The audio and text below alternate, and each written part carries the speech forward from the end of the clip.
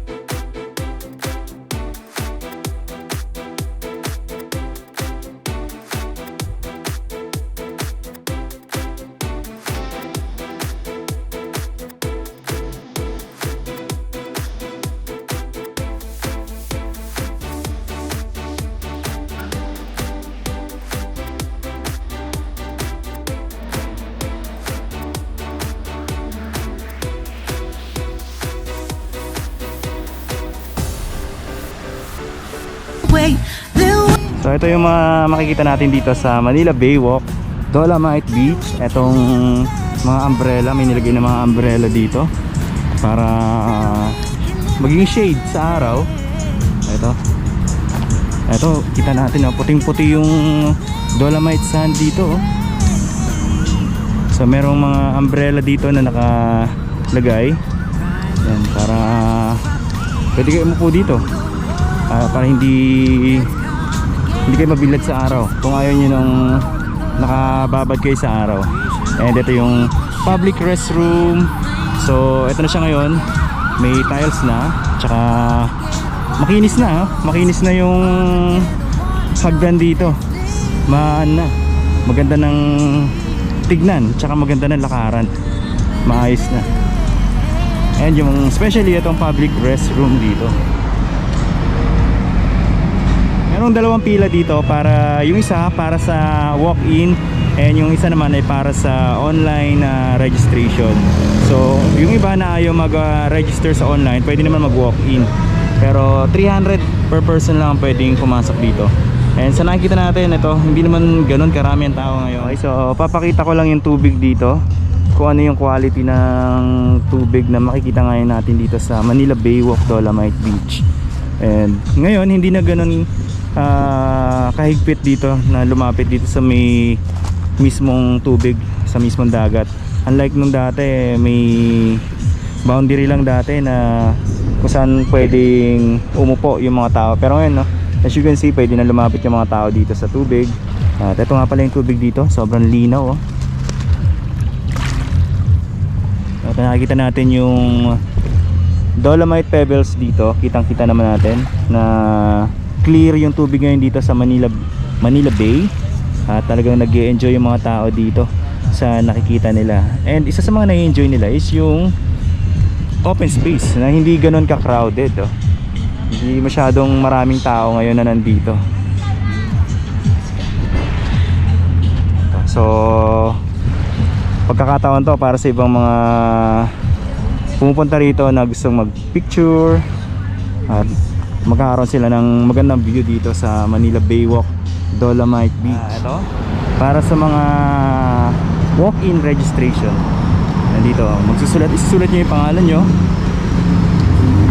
pipirma, tapos pipila dito, papasok dito sa entrance.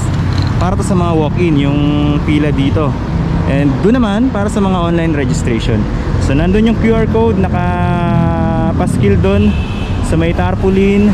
And nandun din yung mga rules and regulation. Bawal ang pagkain sa loob, bawal uminom, bawal manigarilyo, and bawal yung bata 11 years old and below na pumasok dito sa Manila Baywalk Dolomite Beach.